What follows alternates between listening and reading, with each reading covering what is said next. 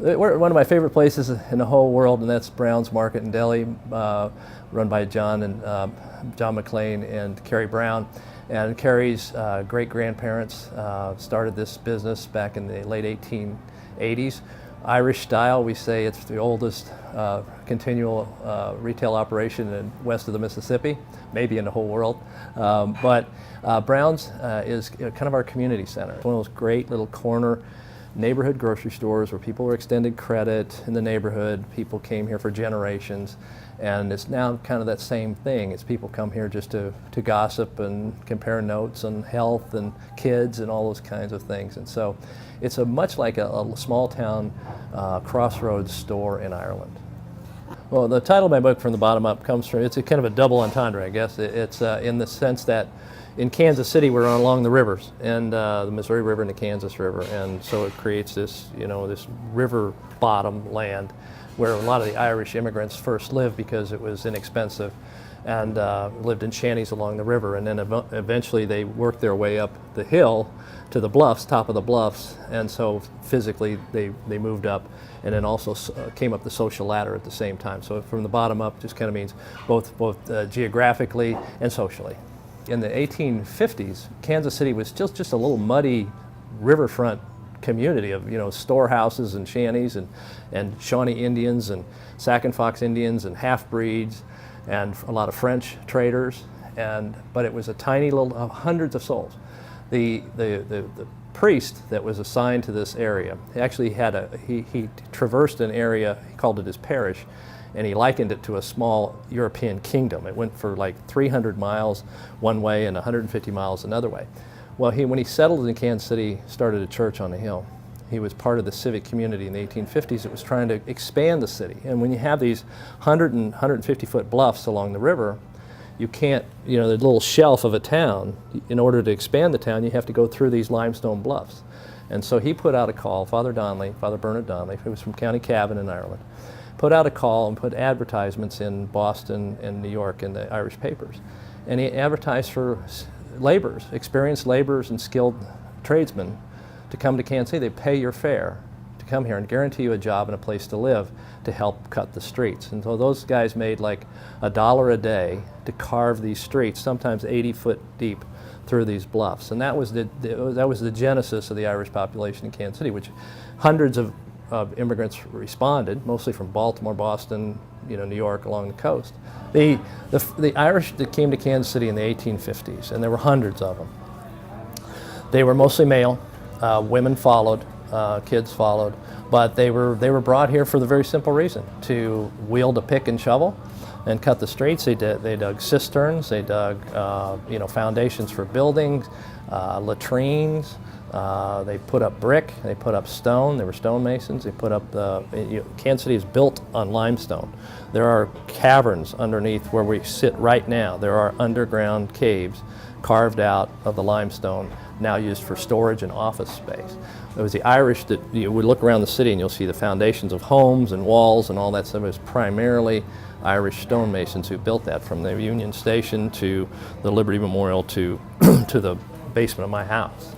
But that was one. And then, of course, we were stockyards. We were a major stockyard operation. So early on, a lot of the Irish worked before the Slavs and Eastern Europeans came in. It was the Irish that were cutting the throats of cattle, cutting them up into steaks, and putting them on the railroad. And it was a guy who was driving the train was Irish. The guy oiling the train was Irish. It was those kinds of jobs that brought the Irish to Kansas City, and really they built the city in so many ways. The American Protective Association, which is out of Clinton, Iowa, was a very anti-Irish, anti-immigrant sort of group because Irish were coming across the country. They were settling in on these railroad jobs and those kinds of things, and before you knew it, they were taking over the city halls of Clinton, Iowa, and all kinds of little places in the Midwest. And there was pushback then, but the Irish population was burgeoning in Kansas City. By the 1870s, there was almost 10% of the population was Irish-born.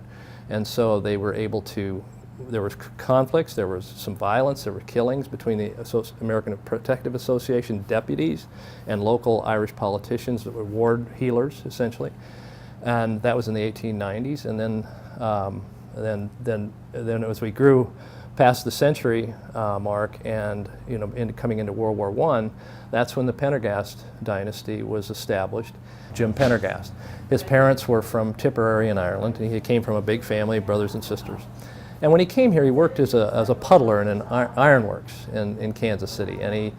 The story is, and it is true, that he liked to gamble on the horses, and he won a bet on a horse named Climax.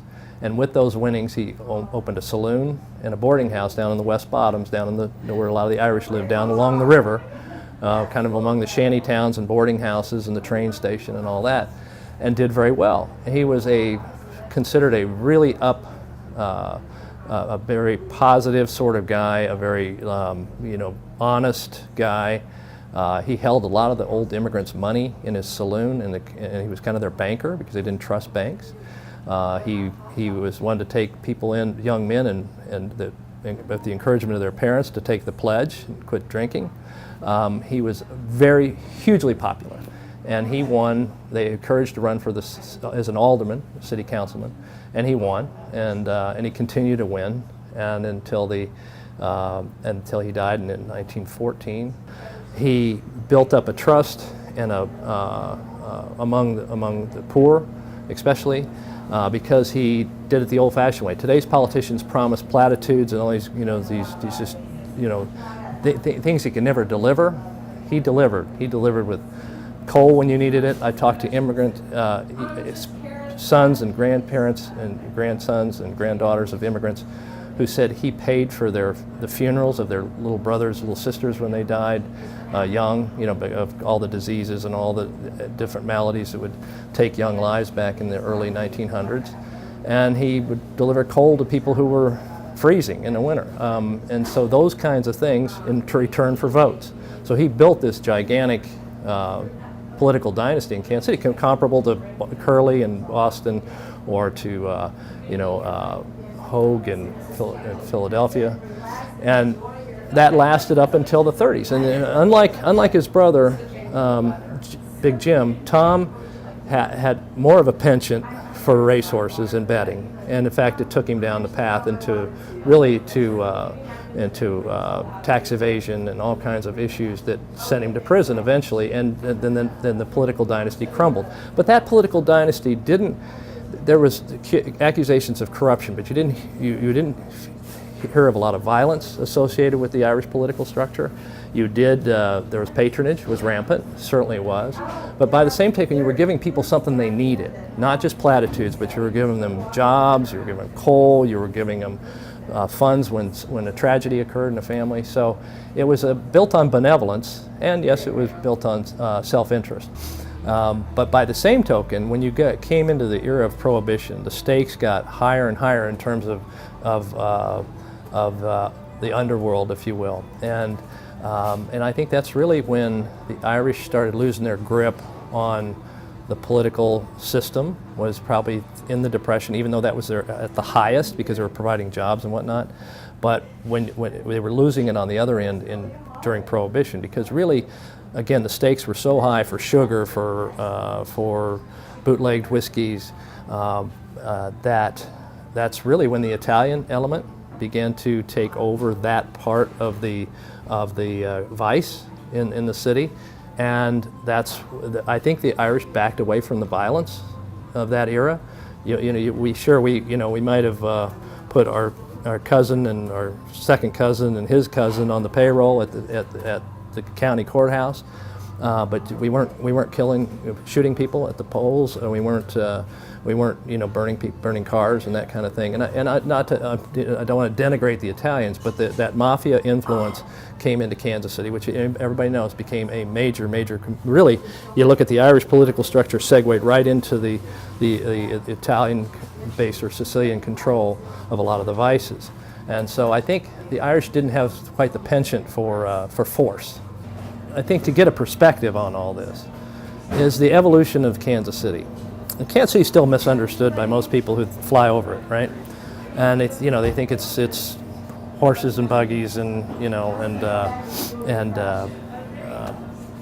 cows. But Kansas City started out when the Irish first arrived here there was like 500 people. Half of them were half-breed Indians, full-bred Indians, African Americans, French. It was a melting pot, and a melting in the sense that you were practically melting in the mud, because there were no streets. It was right along the river. There's steep roads and clay, and it smelled. It was, people were dirty. And to build out of that core, the Irish basically helped build it, put stone down on the streets, build the buildings, put the bricks together, put out the fires, started and stopped the fights, as policemen. We did all this kind of thing. So the Irish came in to a little bowl of mud, essentially, with some shacks, and turned it into a city. And I'm very proud of that.